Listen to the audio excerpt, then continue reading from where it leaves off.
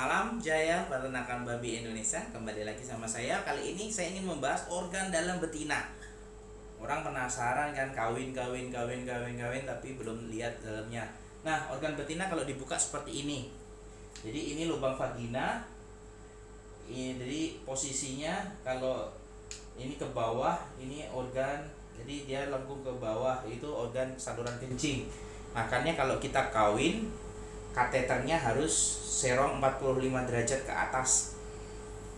Itu menyontoh juga kalau pejantan kawin, pasti itu penisnya naik ke atas 45 derajat supaya dia masuk ke saluran uterus, masuk ke sini uterus.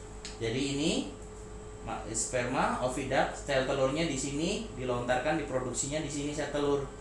Ini saluran kencing. Nah, kalau cirinya kalau salah ketika kita kawin suntik, ketika salah lubang, ketika dikawinkan terus keluar air kencing, jadi kita buka katupnya yang di sini, buka katupnya yang saluran kencing. Jadi kita harus masuk ke saluran reproduksi. Kita harus dapatkan kunci serviks. Ya, ini ovari kalau dibuka seperti ini, dalamnya ini pabriknya telur. Jadi ini kalau bermasalah, pasti telurnya akan tidak diproduksi dengan baik. Ini oviduct, saluran telur. Nah, ini contoh sel telur kayak bakso urat, ada lubang-lubang kecil, itu isinya nanti sel telur. Nah, ini kalau dia kista, banyak perempuan juga mengalami kista. Ini kalau terjadi kista di ovarinya, bapak ibu mau kawinkan sampai berapa puluh kali pun dia nggak susah bunting karena ada kista. Tapi ingat, ovari ada dua, kalau yang kiri yang kanan, mungkin yang kanan masih aktif, yang kanan kena masih yang kiri, jadi ada dua.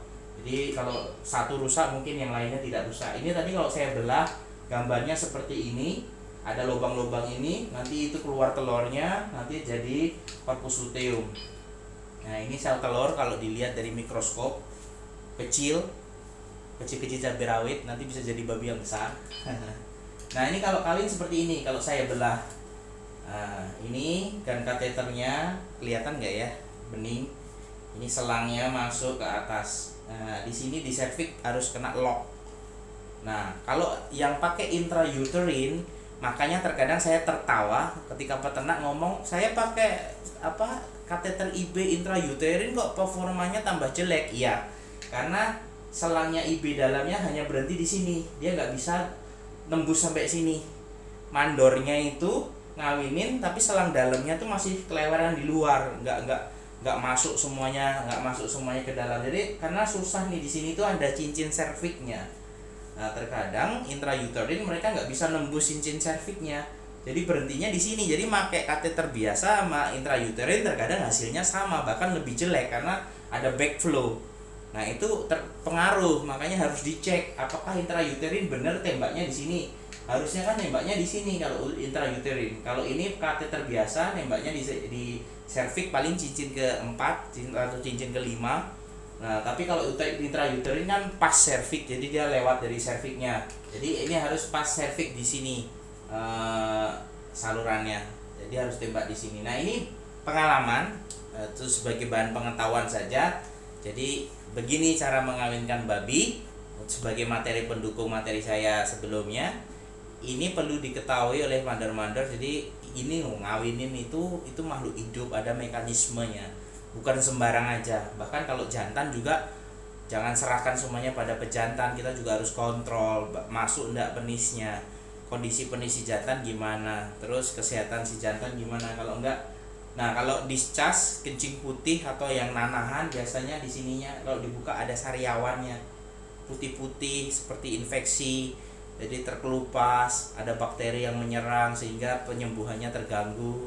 Itu biasanya dulunya waktu beranak itu taring anaknya melukai, atau ada luka karena pasca beranak tapi bakteri masuk duluan, jadi penyembuhannya terganggu dan akhirnya jadinya infeksi. Nah, itu kalau berterus-terusan jadinya kan nanahan, bentuk pertahanan dirinya dia. Nah, akhirnya nanah itu keluar. Itulah yang bikin kenapa indukan juga akhirnya susah untuk bunting, karena ada gangguan dari infeksi saluran reproduksi. Jadi jaga kebersihan, kandangnya kering. Bersih bukan berarti harus basah.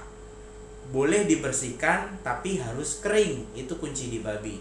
Jangan bersih tapi basah. Kalau basah itu lembab, kalau lembab saluran reproduksinya mudah terinfeksi.